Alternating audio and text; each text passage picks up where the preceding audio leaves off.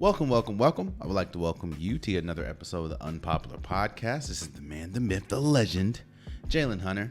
And if you do me a favor, please subscribe to whoever you're listening. Please subscribe to whoever you're watching. It definitely means a lot to me. For people that's asking me, which a lot of people are asking me actually, no, I didn't have COVID. I appreciate the people, of course, that are asking. I missed the last, a week and a half, which is like 3 episodes. I went on vacation. When you do 2 episodes a week, and you're pretty much a one-man band, it gets tiring, And I needed a break. So I appreciate everyone that asked. No, again, I did not have COVID. Thank God, of course. And yeah, I just needed a break. I went on vacation. I didn't bring my laptop. I didn't bring my mic. And yeah, I'm good. I'm good. I'm back. I'm ready to pod. I'm recharged. So let's get it, man. While we were gone, of course, the NBA Finals concluded. Golden State won in 6 games against the Boston Celtics. So I'm not going to sit here and talk and break down the whole series. The Jones over with now. I'm not going to sit here and talk about this, that, and the third. What I will say is this. We know Golden State's a dynasty. This is their 4th championship in 8 years. And the question or the conversation that you're hearing now is Steph Curry top 10? I don't care where you put Steph Curry at. He can be 10, he can be 30, he can be 15. I don't care where you put him at. One thing that I will say is, if you look at every dynasty, I don't think there's been a lot of them. I think there's, the Chicago Bulls. I think for a brief moment there was the Spurs with Tim Duncan and Manu Ginobili, Tony Parker. There was like I said, Jordan Bulls. I will say Kobe and Shaq Lakers. What I'm saying is, when you look at most dynasties or most great teams in general, great teams that have lasting success, there's usually a catalyst, a player that makes the engine go. It doesn't mean that there's only one player, but there's usually a player that you can build around, that a player that is transcendent. And every dynasty has it. If you go back, I'm laughing because I'm about to talk about Bill Russell in the Boston Celtics dynasty back in the day when I killed Bill Russell on a regular basis. But needless to say, especially for that time, Bill Russell was that dude. Magic Johnson in the Lakers, Jordan in the Bulls, Kobe and Shaq I'm going to say mostly Kobe, because when Shaq left, Kobe did end up winning 2 more. Steph Curry is that player. Without Steph Curry, there would be no dynasty. There would be no Golden State Warriors as we know it. Yeah, they can end up still drafting Draymond Green. They can end up still drafting Klay Thompson. They can knock the draft out the park year after year after year. But if there was no Steph Curry, there would be no Golden State dynasty. Do I think Golden State can come back and win it next year? I do. But I also think I'm not going to be naive and just say, oh, yeah, they're going. Like, no, it's going to be tough. But I do know that if you have Steph Curry leading the way, you have a good shot. Let me briefly talk about the finals.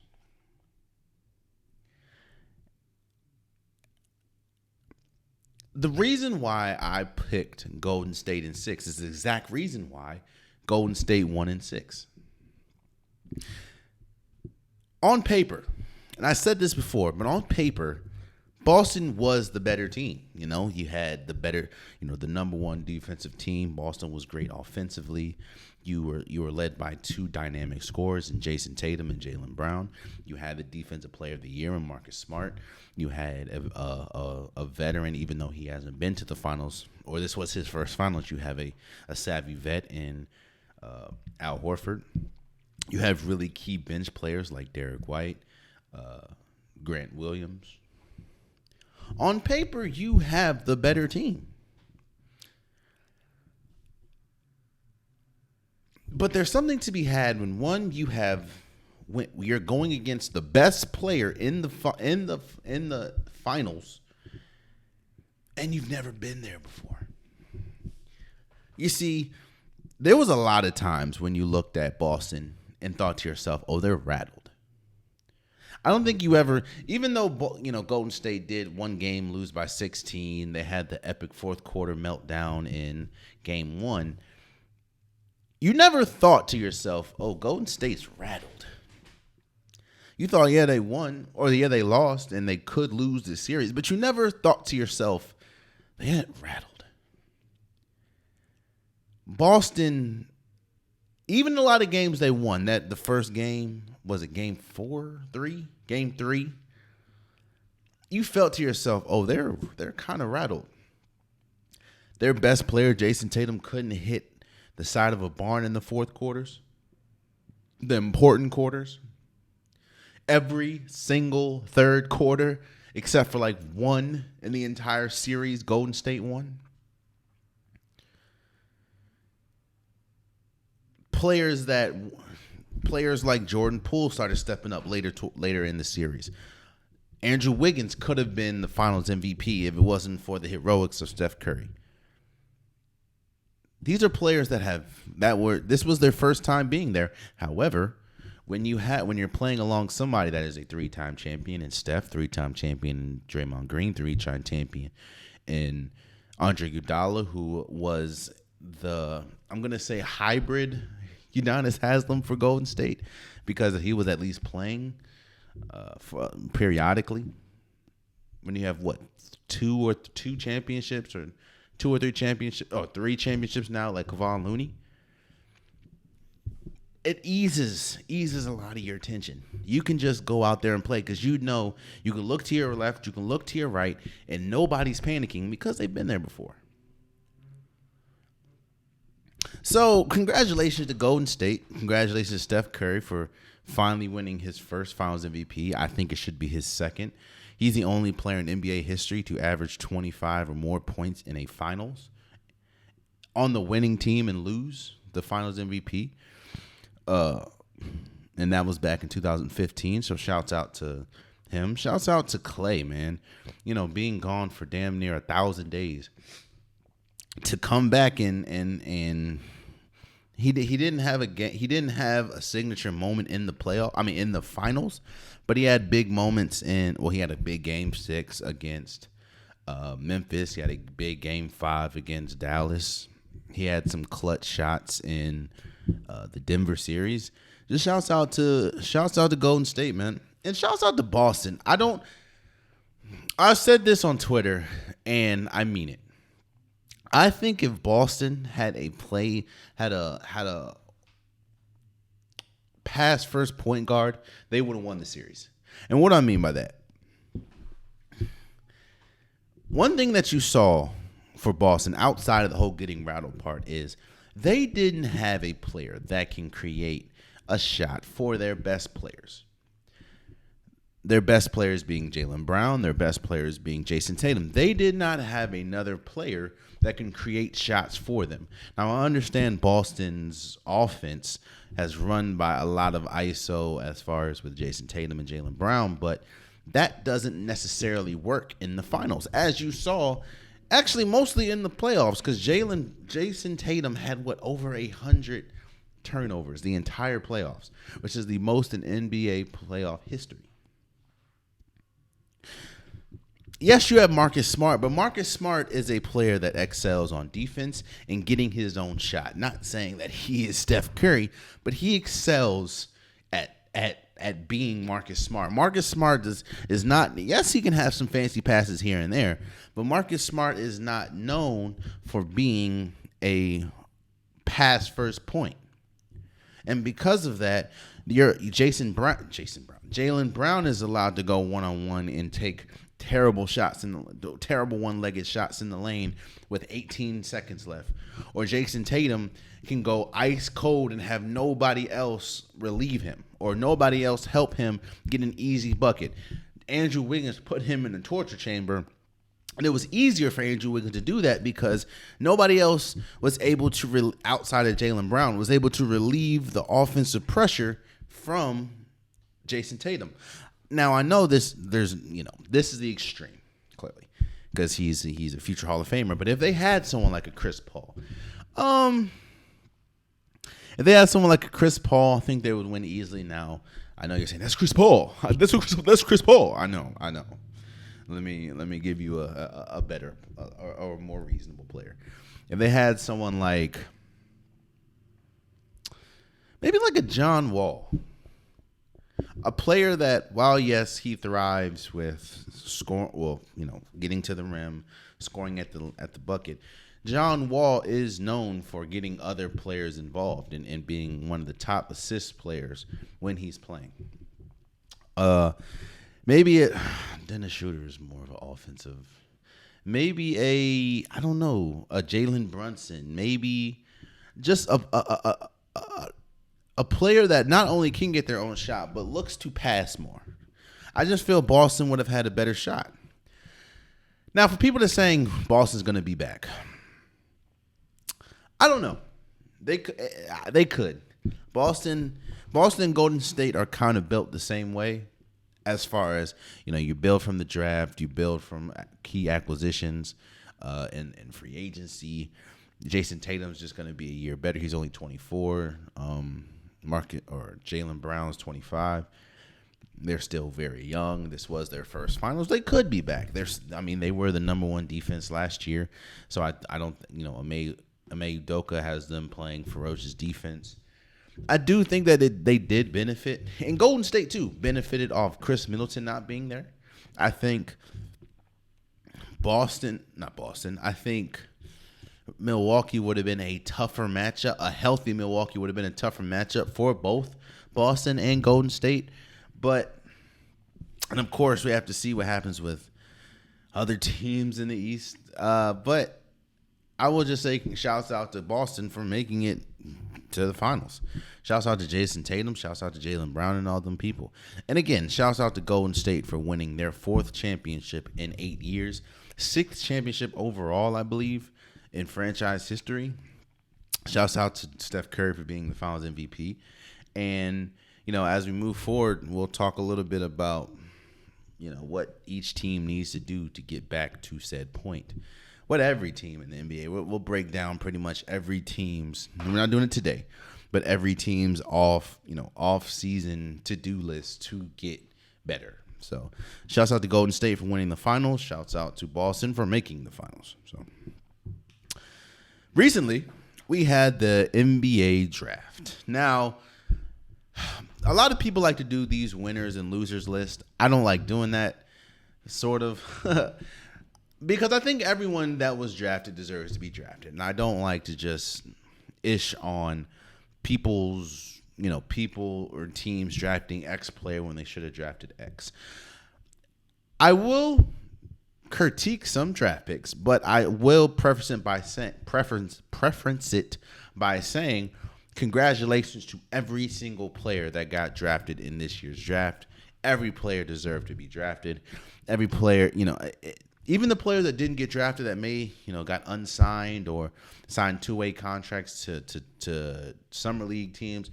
Shouts out to you guys, man. Hell, if you want to, don't look as far as Fred VanVleet. Just because you didn't get drafted doesn't mean you're not going to make it. But shouts out to everyone that's playing, or everyone that got drafted. Everyone that got drafted deserved to be drafted. So let me dissect some things. One thing that I kind of noticed is there were 3 clear-cut number 1 draft picks. And what I mean by number 1 draft picks, if the Magic, who had the number 1 overall pick, if they would have picked one of 3 people, which was Chet Holmgren, Jabari Smith, and who they ultimately picked, and Paolo Banchero, nobody would have batted an eye. Nobody would have been like, damn, they picked Chet or they picked Jabari? I don't know about that. There were 3 clear-cut number 1 overall picks. Now, I'm not going to compare them to previous number 1 overall picks, but at least for this draft, there were 3 bona fide number 1 picks. And that kind of,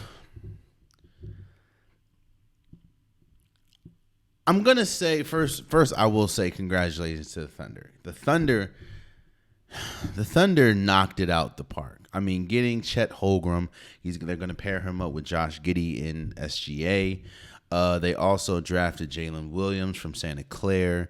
They also traded the Knicks traded the 11th pick to OKC, which is Osman Dang. And they still got like 1,001 draft picks.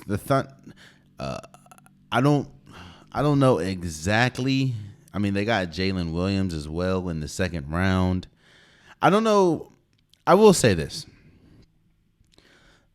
the Thunder know exactly who they are and what they will be. They know that there's no way that they're going to compete, not even just for a title, but for a playoffs. I don't think they're still young. They're not good enough to compete for a champ or for a playoff spot.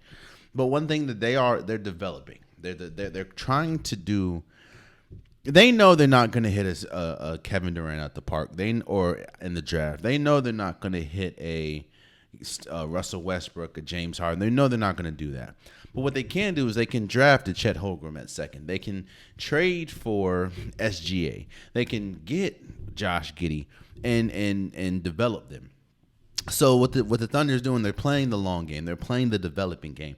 What they're trying to do is what Boston and Golden State did, which is, of course, develop from the draft, develop from key acquisitions via trade or via free agency, and just develop and try to bred their wins outside of trying to bring a.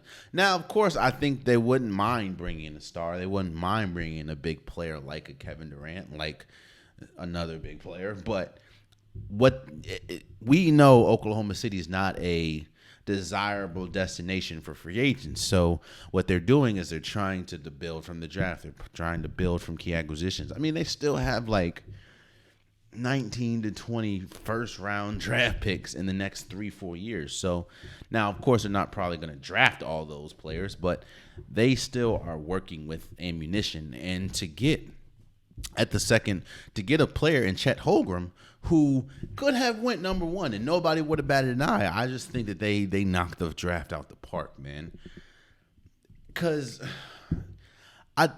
the biggest knock on Chet is, of course, his frame. He is a very skinny player. And he did, I'm not going to say he struggled per se, but he didn't have his best games when he played against NBA player or now NBA players, which is Paolo Banchero. He didn't have his best game. But I do like the confidence in Chet. I do like his scoring ability, his block, his defensive ability. I don't know how good that will be in the leagues. I mean, yes, he'll still be tall, but now you're playing with bigger, more physical players. And Chet, being how tall he is, I think they're going to try to put him in the Kevin Durant realm as far as a hybrid small forward, power forward type, because I don't think he's big enough, at least right now, to go up against a Giannis, to go up against a Joel Embiid, to go up against a Nikola Jokic. But I think with development, hopefully that can change. So, but even still, I'm not crapping on the pick. I really like Chet. I don't know if he was the best player, but he could have went number one without blinking an eye or without anyone blinking an eye or saying anything. So, shouts out to Thunder. Shouts out to the Magic, man. So the Magic, at the number one overall pick, you could have went one of three ways, like I've been saying. But when you have so many holes that need to be filled, when you have a number one overall pick, one, you need to knock it out the park, and two, you just need to get the best player, because one need is not going to, one clogged up hole is not going to just completely negate the whole, all the other holes. And, you know, they're a young team, just like the Thunder's a young team. I think the Thunder is a little more advanced than them, but Getting Paolo is tough. I do think that was the best pick. I think he's the over. I think shouts out to Jalen Rose. He said it. When you're the Magic, when you have the number one overall pick and you have so many needs, what you need to do is you need to go for the best player. And I feel they did that. Paolo was incredible in Duke. I think he needs to develop his shot more, but Paolo was the best player in the draft, in my opinion, and that's what they got. So shouts out to the Magic. Rockets got Jabari Smith. I'm not mad at it. Pair him up with, Jalen Green and see where that goes. While we're praising a lot of these picks, I guess it's not really a questionable pick. I understand it, but I don't know if I still would have done it, and that is the Kings drafting Keegan Murray. I understand why they drafted him. And that's no offense to Keegan Murray. Keegan Murray is a really good player out of Iowa. He could have him going fourth is not really saying much as far, that's not a bad thing. But a lot of people thought the best overall player in this draft and the most NBA ready player in this draft outside of Jabari Smith was Jaden Ivey. And he was right there. I do think, again, I understand why the Kings didn't draft Jaden Ivey. When you have De'Aaron Fox, when you also have Domantas Sabonis, you don't need another score first point guard, especially when you have De'Aaron Fox. Now, if you were to have traded De'Aaron Fox, which there was a lot of rumors swirling that the Kings could do that, then I understand you getting Jaden Ivey. And I wouldn't be mad if you got Jaden Ivey, even with De'Aaron Fox. I don't know if I would have got Keegan Murray, but I understand why they did it. So while I'm not hating on the pick, or I'm not confused about the pick, I still would have went with Jaden Ivey, but I understand why they didn't. Who's a sleeper of the draft? I have two, and one's not really sleeper, seeing as though he went inside the top 10, but Benedict Mathurin, from Arizona, went to Pacers. I think that was the best place for him, and I think that he could be one of the sleepers of this draft. I liked him in college, especially, the run that Arizona had last year. I thought he could be the best player, one of the best players in the draft, and clearly the Pacers thought that, picking him sixth. I just think that he could surprise a lot of people, and he could end up being the Tyrese Halliburton for the Pacers, even though they have Tyrese Halliburton. What I'm saying is, I think that he could turn into that draft pick where it's like, wow, he could fight for Rookie of the Year. That's how good I think he could be, especially in the system that the Pacers have. I thought it was a knock in the park, and I honestly thought Ochai Agbaji going to the Cleveland Cavaliers was big too. He does need some work, especially in the league, developing his game to the league standard. But I really like him going to the Cleveland Cavaliers, playing alongside Darius Garland, Evan Mobley, Jared Allen. Colin Sexton's supposed to be coming back. See what happens there. So I do like that pick. He's still an adult in the room, seeing though he was a senior last year. I like that pick. There are some picks. Actually, I do like the Grizzlies getting Ty Washington Jr. I thought once he started dropping, I was like, oh shoot, is Golden State about to get Ty? I don't know if that would have made sense, seeing as though you have Steph, you have Jordan Poole. But if they get Ty, hey, shouts out that they ended up getting Patrick Baldwin Jr. out of Milwaukee, who is an incredible shooter, probably one of the best shooters in the draft. But the Grizzlies getting Ty, we don't know what's going to happen with Tyus Jones. I think it gives you a viable backup point guard for Ja Morant. I like that pick, especially seeing as though he was projected to be at least top 10. And you get him at 29, I think that was a great pick, man. I think that can be a sleeper. Now, he was then traded to Houston, but I do think Damn, so he's not even gonna be there. I apologize. I do think that Houston. Well, now that I think about it, I don't know if that was a smart pick because what's gonna go on with Houston? I don't know because you still have Dennis Smith Jr. You still have Houston. I mean, you still have John Wall, and of course he opted into his contract, which everyone knew he would. I don't know. I just like Ty. Houston getting Ty. They're a young team. They're trying to develop too. Houston getting him as well as Jabari Parker. Or Jabari Smith. I like it. Now, there was some picks. Some picks I just didn't get. It was confusing to me. And one of them... Okay. The Wizards, man. And shouts out to Johnny Davis. Everyone, pretty much going into it, everyone knew that Johnny Davis, if he was there at 10, he probably was going to get snatched up. He's a really good scorer, really good shooter. Probably takes some offensive responsibility off of Bradley Beal if Bradley Beal does decide to resign. But one thing that Washington has needed for a long time is a reliable point guard. A point guard that can be a point guard, a good point guard.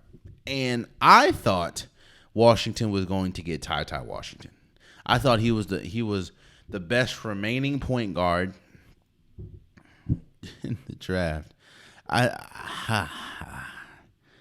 Needless to say, they didn't get that. They got Johnny Davis. And while I do like Johnny Davis, I just don't know how fast he's going to develop to an NBA game. Or to the NBA speed. The NBA is, as we clearly know, the NBA is different from, the NBA is different, man. Oh man, I don't know. But shouts, I just thought they should have went with a point guard, like a legit point guard. I'm not upset with the Johnny Davis. I just would have went point guard route, seeing as that Washington has needed a point guard for a minute now. So. Also, Minnesota. So the Grizzlies drafted Walker Kessler at 22, which then they ultimately traded to Minnesota. So Minnesota has Karl-Anthony Towns, who just won or was named third team All-NBA. They have, Naz Reid. They also have Vanderbilt. They have a lot of bigs. So why would you go with Walker Kessler? It just doesn't make sense to me. I know he was one of the best defensive players of the last year for Auburn. I just don't understand. And I also don't understand why even if this trade didn't go through, why the Grizzlies would have drafted him as high as 22. He's not the best offensive. He's a tradition. He's kind of like he's another Steven Adams. And there were times, especially in these playoffs, where Steven Adams was unplayable just due to the fact that he was not that good offensively. That's kind of what Walker Kessler is. And he's not that good as a perimeter defender because he's just that big. I just don't understand why they got him. But I'm not saying he shouldn't have been drafted, but as high as 22, especially when you would have been able to get him a lot down the line. I don't get it, but hey, it is what it is. And now the pick that Stephen A. Smith has been talking about for the past day or two. The Knicks are trading away their 11th pick. The Knicks pretty much, who the Knicks end up getting? The Knicks ended up getting, I think, one player, which was because the Knicks traded their 11th pick to OKC. The Knicks ended up getting homie from Duke, Trevor Keels.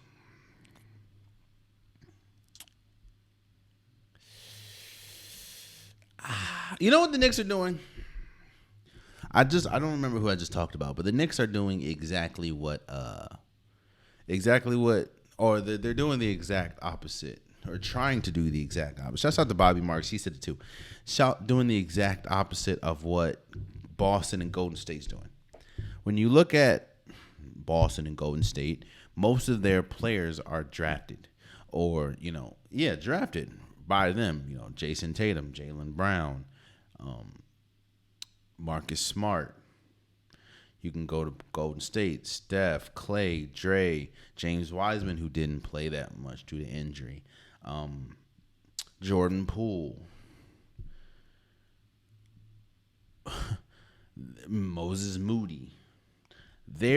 Most of their important players, Kevon Looney, most of their important players on both teams were drafted.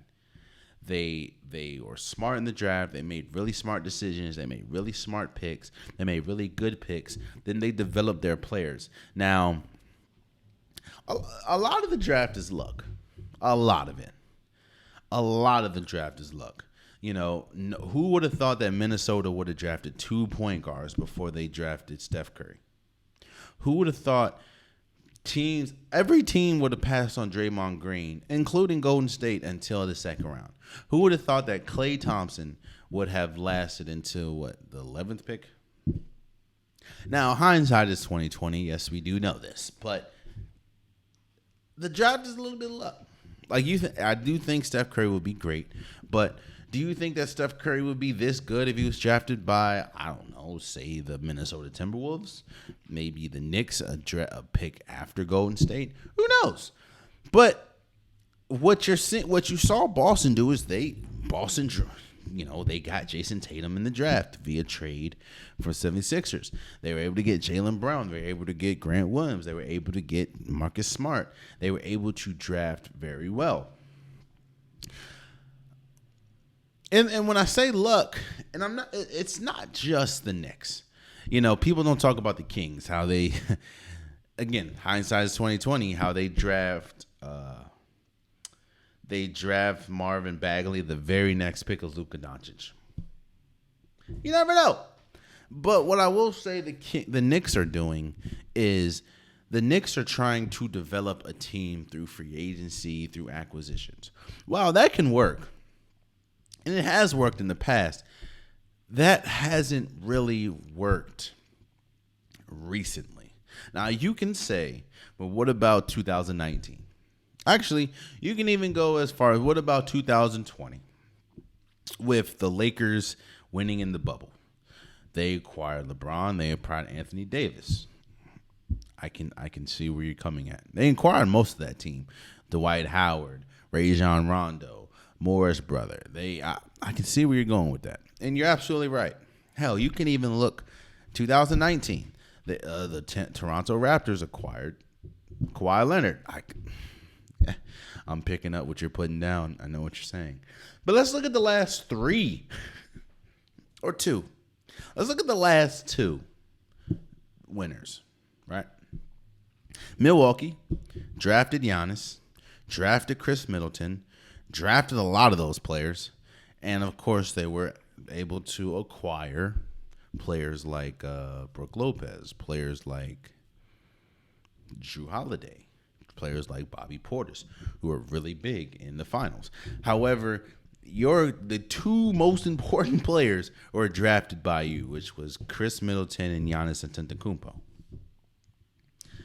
You can look at this finals. I mean, we just talked about everyone that was drafted in Golden State. What I'm saying is the Knicks continue to try and develop a team through free agency and through trades and through acquisitions. But as we're seeing with some of the moves that they made, at least yesterday or at least in the draft, it's not working. When you have to trade the 11th overall pick and the 13th pick, or when you have to trade Jalen Duren just to get off of a Kemba Walker, who you got a year ago,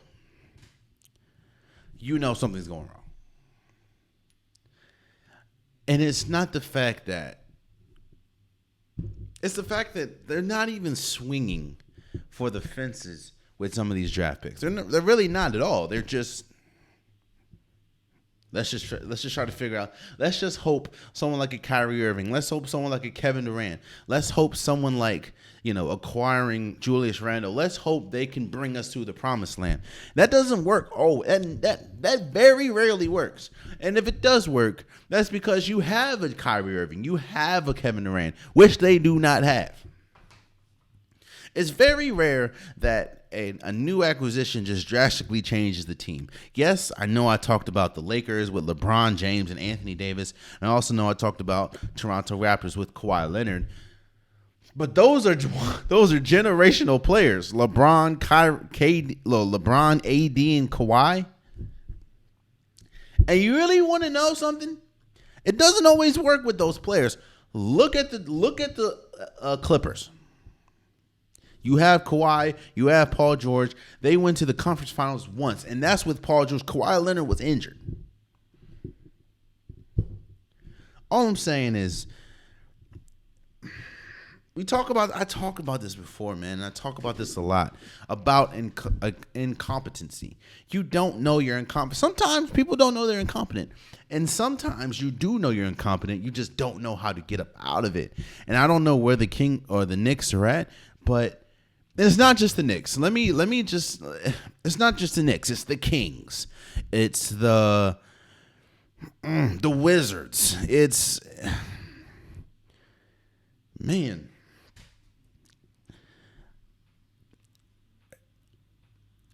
One of the biggest reasons why teams are called small market teams, one is because they don't have enough revenue to really make noise like the bigger teams, like the Golden States, like the Wizards. I mean, not Wizards, like the Lakers, like Boston. Hell, quiet as a cat, the Knicks are a big market team just because they're in New York. But a lot of, you know how a small market team, Golden State was a small market team. They started winning. Now, yes, I know it's damn near impossible to get a Steph Curry. But that's a small market team. Golden State was a small market team. Yes, money changes a lot of things, but so does winning. So does attracting more of an audience. So attracting bigger players. Players don't want. I put money if Orlando was more of a winning destination, more players would go there. Same with Houston. If Houston won more and actually showed that they knew how to really develop a roster, a lot of more players would go there outside of just James Harden having to be traded there. And, of course, he's out. Chris Paul, out. Russell Westbrook, out. Dwight Howard, out. All I'm saying is teams like the Knicks, teams like the Kings, teams like the Wizards, teams like that, man, just got to figure it out, bro. Look, every single draft, we shouldn't look at the Knicks picks or the Kings picks and think to themselves, well, they could have been better. That is a problem. That is a problem. So, I don't know, man. But again, I know it. Damn, it's kind of like I killed them. But shouts out to all the players and all the people that got drafted. A couple nights ago, man. Everyone deserves it. Shouts out to all you guys. I'm excited to see them actually, excel and play against NBA caliber players. So, shouts out to you guys. And again, for the people that didn't get drafted, that are gonna sign summer league deals or going to sign two-way player or two-way contracts with league or player teams.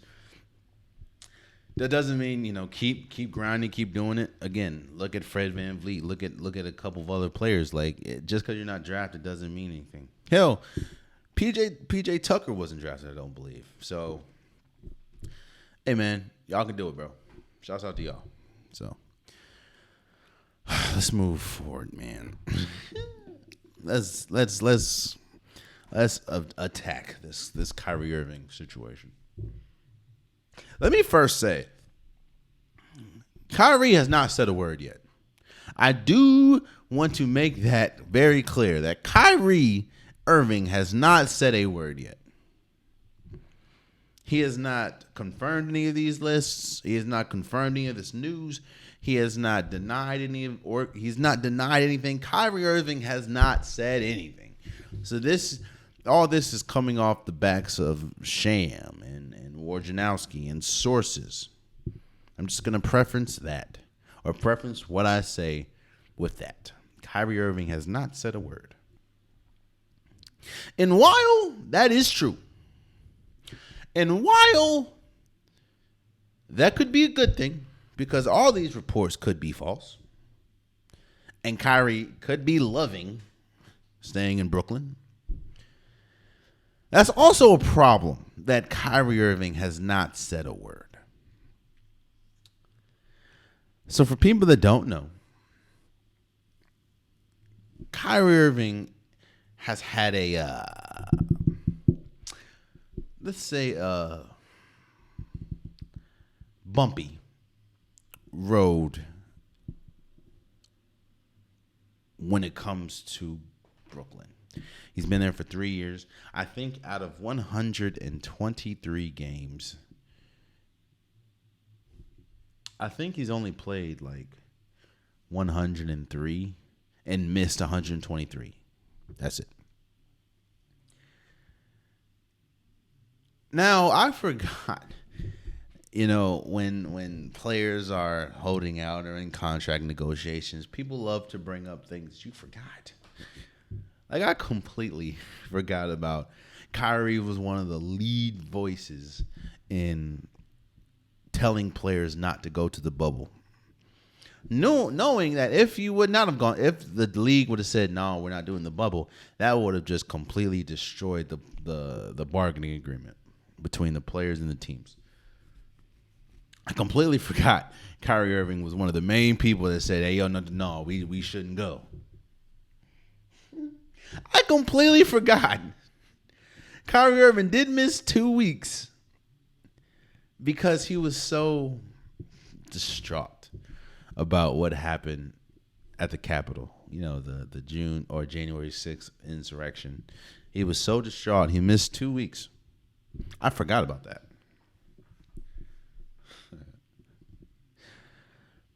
And of course, that is on top of, the injuries, the injuries. So the reports now is that Brooklyn is trying to give Kyrie Irving a deal. I think they're trying to give him a max deal, but he wants stipulation, or they want stipulations, probably about probably centered around games played, availability, seeing as though Kyrie Irving hasn't been all that available. Again, he's played in 103 games for Brooklyn. He's missed 123, I believe, in 3 years.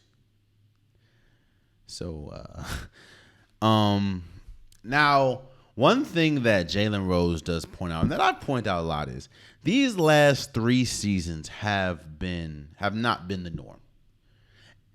I mean, you've crowned 3 champions in like 20 months. I mean, think about it. Just a year and a half ago, we crowned the Lakers. There was a bubble. We crowned the Lakers as champions.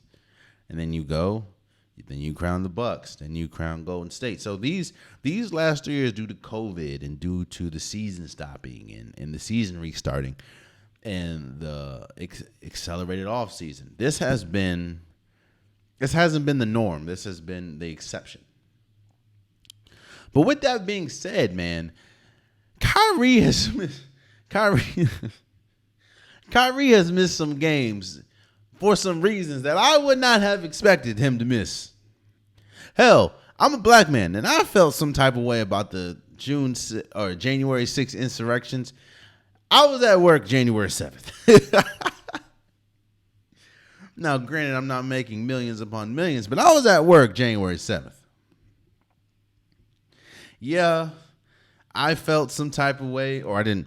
I was a little cautious about players playing in the bubble. Because it's like, are they really going to you got to be away from your family for what, a couple months? Are they sure that this is Loctite? What happens if one person I was a little skeptical. But I wasn't saying, hey, yo, don't go.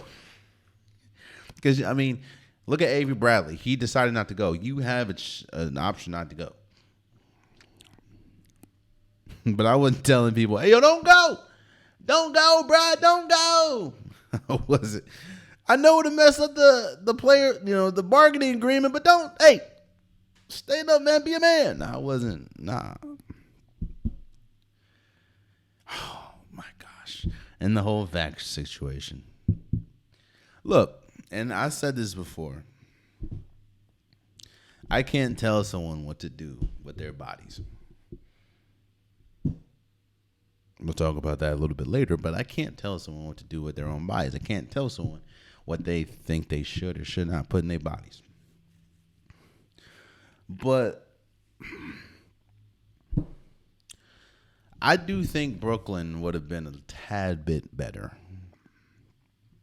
if Kyrie would have got vaxxed and played the whole majority of the season. Hell, look at Andrew Wiggins. Andrew Wiggins was on the same boat. I'm not getting vaccinated. Looked how much he was finna lose and knew Golden State had a shot to do something special. He was like, all right, you know what? I can't afford to lose that money. I can't afford not to do this, so let's get vaccinated. Boom.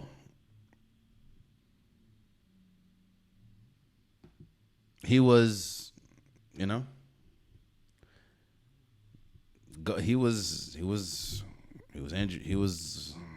very important for the NBA Finals.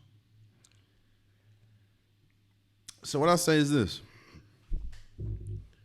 Kyrie Irving and Brooklyn is in a very uncomfortable situation. They're in a very uncomfortable situation because I understand Kyrie's point. I really do. I understand Kyrie's point saying, yo, I'm Kyrie Irving. I'm a top 5, in a lot of people's eyes, I'm a top 5 point guard in this league. You're going to give me, I want the max because, at least for this team, I deserve the max because of my skill set. And I don't care about none of these stipulations. Again, these last 3 years have been an outlier. Next year, I should be fully healthy. Next year, I shouldn't have to miss games due to a vaccine mandate. Next year, none of that should happen. Like, I should be good. So I get that. And I also get Brooklyn's point. Why would we give you all the, a 5-year, 4-year max and not put stipulations where you have been unavailable for us more than you've been available? While you have been available, you were great. You have been unavailable for us more than you've been available. And it's not the fact that you've been unavailable because of injury most of the time. A lot of the times it's because you just were not available for one reason or another. And that reason mostly was not injury. So I get both sides. And I think both sides are in a tough spot. For Kyrie's side, I'm not going to say it's a lot of, so he gave Brooklyn, 6 teams? I know Lakers, Clippers, Knicks, the Miami Heat, the Philadelphia 76ers, and there was one more team. Don't remember. But he gave them pretty much 6 teams saying, hey, if you do decide, if we do not work a deal out, I would like to go to these teams. The problem is you need Brooklyn to agree to a sign and trade. And then you're also going to need the other team to agree to a sign and trade. Meaning they're going to have to give up some huge assets to get you because of how big and how massive his contract is going to be. So that you already put them in a pickle. You're in a pickle because it's just like, how am I going to, if I afford Kyrie, right? Like, let's say one of the teams was the Clippers. Say you give up, I don't know, You give up Norman Powell. You give up Robert Covington. You give up Reggie Jackson. 3 huge pieces for the Clippers. While, yes, you have Kyrie, Kawhi Leonard, and Paul George, is that alone, when you just give up 2 really good defenders and a good backup point guard, is that going to really move the needle? The best team I can see him going to is the Lakers. You have LeBron, you have Anthony Davis. That's a big 3. The problem is, though, who are you giving up? Look. And for Brooklyn is in a bad situation because they know, or there's a feeling that if Kyrie gets traded or Kyrie goes, Kevin Durant's also leaving. And the last thing you want is to not only lose Kyrie Irving in an offseason, lose Kevin Durant and Kyrie Irving in one offseason. Everything that could have possibly gone wrong for Brooklyn has. So I understand they're in a tough situation. Both. I don't know how this is gonna fare. I understand, man. I understand both sides. I think Kyrie is better off playing alongside KD. I still don't think a KD, Kyrie, and Ben Simmons led team is going to win a championship. Especially when you have Milwaukee, especially when you have Boston, especially we'll see what goes on with Philadelphia. But I don't know, man. I don't know. It's tough, man. It's tough. Because I don't know what you do. I do not know what you do. I will say this about Kyrie, though. And I think this is a cautionary tale for Kevin Durant and cautionary tale for anyone that decides to attach themselves to Kyrie Irving. Kyrie is a supremely talented player. Kyrie, if you just look at his talent, deserves to be on the NBA 75 list. But there's a reason why something happens to Kyrie, or something happens with Kyrie every destination he's been in, from Cleveland to Boston to Brooklyn. And while he's a supremely talented player, I wouldn't hitch my career or attach my career to his, because he's very unpredictable. And I think Kyrie is a great talent, but that is not an arguable argument. We have a track record now. So I don't know how this Kyrie Irving thing is going to go. I'm not going to talk about it that much until something happens. But it's Brooklyn is in both of them. I know a lot of people don't talk about it. Both of them are in a tough spot, because who are you going to give up to get Kyrie? Yes, I think that there will be teams that are willing to give something up to get Kyrie Irving, especially, but hell, look at some of the teams that he put, like Miami Heat. You think Miami Heat's going to let you sit out for 2 weeks because you feel bad about an insurrection that you weren't even at? Or you think they're going to, they've been killing Kyle Lowry because he didn't meet the 18% body fat requirement to play on that team. So I don't know, man. I do want to see the best for both Brooklyn and Kyrie. And again, I don't know what's going to happen, especially, and KD. I don't know what's going to happen. But, yeah, we'll see, man. We will see. Moving forward. The Stanley Cup, man. Now, as I'm recording this, Game 5 is tonight. Game 5 actually is starting in a couple minutes. Right now, the Colorado Avalanche are up against the Tampa Bay Lightning 3-1. I should have seen it coming. I know. I just feels like every pick I've chosen was wrong. Now, granted, I thought, a team like, for instance, Golden State. Golden State was chasing history. They were chasing that, solidify that dynasty, 4 championships in 8 years. They were trying to get Steph Curry his first Finals MVP. They were trying to get Clay another championship, seeing as though with the injury, Golden State was chasing history. Hell, Golden State was chasing a three-peat too in 2019. If everyone didn't break down, in my opinion, I thought that they would have won. If Klay Thompson, if Kevin Durant, if Boogie Cousins, if Steph Curry didn't hurt his hand. I think if everyone was healthy, people understand how it's hard and how once you're on the cusp of history, you try to do it. So I think if they were all healthy in 2019, they would have three-peated. They were chasing history, winning 4 championships in 8 years this year, and they won. So I thought a team like Tampa Bay that was trying to chase history and complete a three-peat. I just completely overlooked the fact that the Colorado Avalanche has lost 3 games this entire playoffs. 3. I overlooked the fact that they destroyed the Tampa Bay Lightning in Game 2, 7-0. I completely overlooked the fact that not just that, they've been destroying people.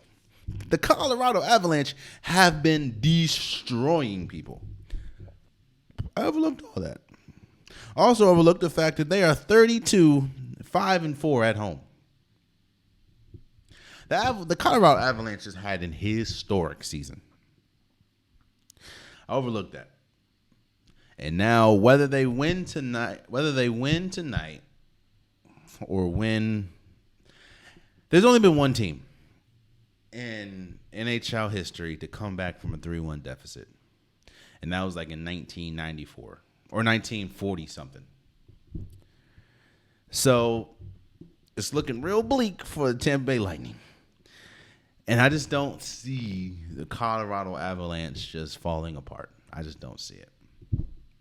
So whether they win tonight or win in Game 6 or win in Game 7, congratulations to the Colorado Avalanche. It seems like, at least right now, they have won the Stanley Cup. And I believe they will do it tonight. Again, they play in a... Why do I keep checking my wrist? Like I got to watch. I think that they play in a couple minutes, actually. So shouts out to Colorado, man. Y'all did the things. Moving forward. Oh, Archie Manning picked Texas. That was big.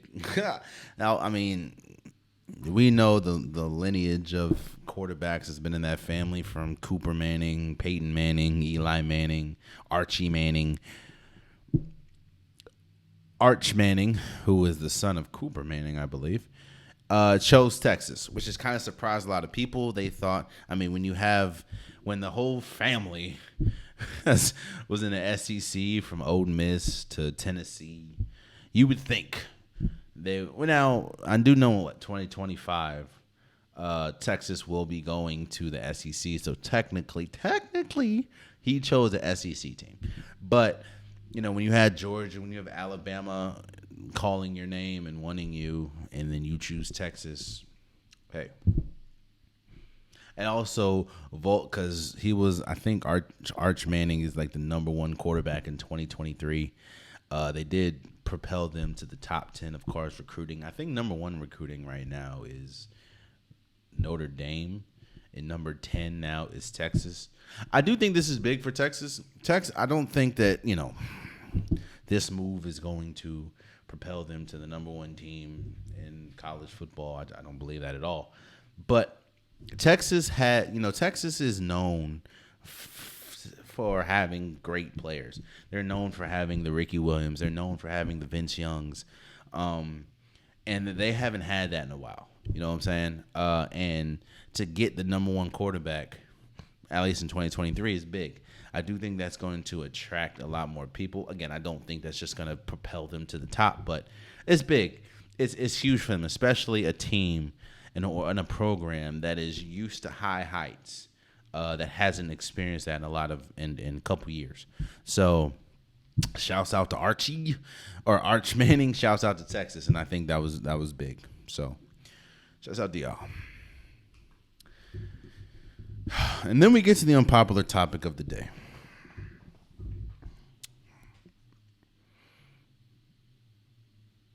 How do I approach this?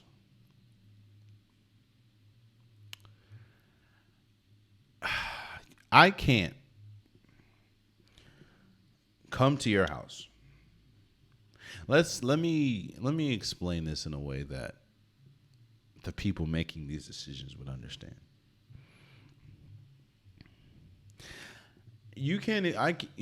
I can't tell you how to spend your money. You look at me crazy like, how are you going to tell me how to spend my money? I can't come to your house and tell you how to cook your food. I can't tell you how to do something that involves your life and not mine. So when you look at this with the Supreme Court overturning Roe v. Wade, it shows the lack of humanity. And it also shows the fear of people higher up wanting control over things that they should absolutely have nothing control over. I am against abortion. Due to spiritual reasons, I'm against abortion. Not saying, but I will say this. I am against abortion due to spiritual reasons. However, I am more against telling somebody what to do with their own body.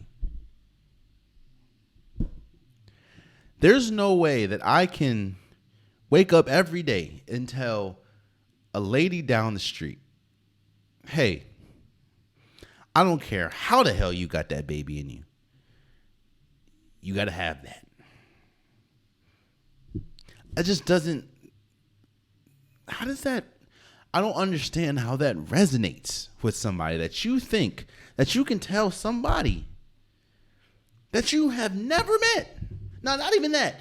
That you can tell somebody what to do, a woman, what to do with their own body.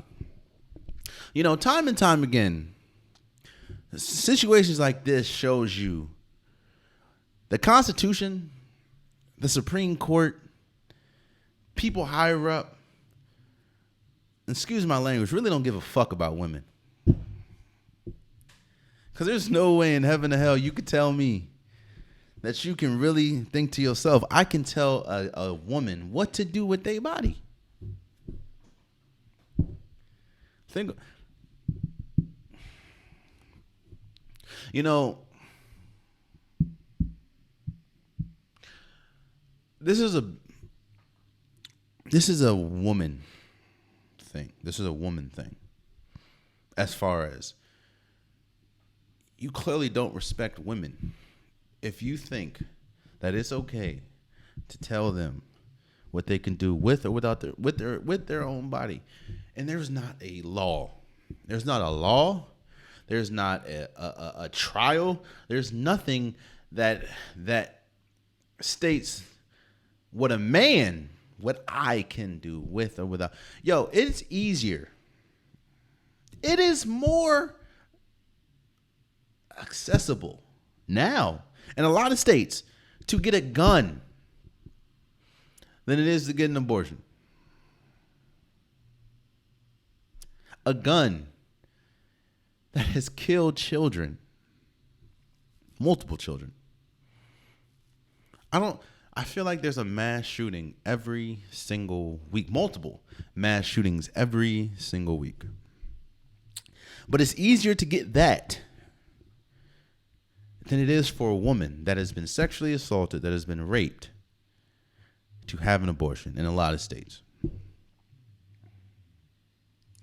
Now, I'm not minimizing other ethnicities.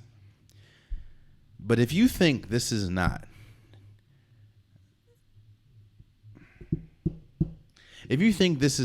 boiled in racism, let me just present some stats to you.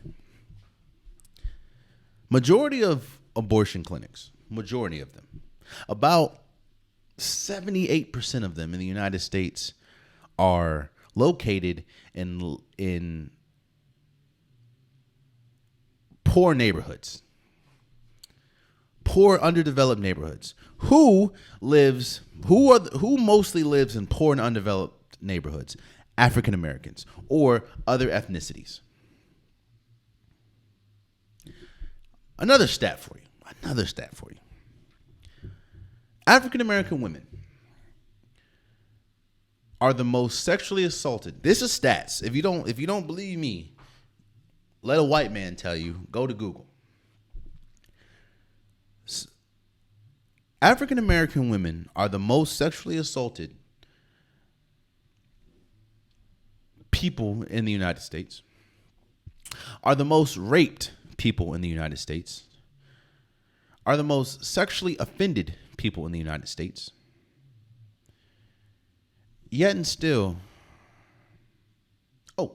and also have the most kids or are impregnated the most due to rape. If you don't believe me, look it up. So while this thing is a situation, never forget who this is targeting. Day after day after day, it feels like women, mainly black women, are losing their voice in this country. Shit, losing their voice. A lot of times they ain't even have them. And the fact that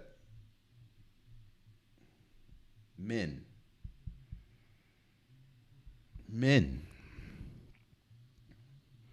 think they have the say-so in what a woman does with their body.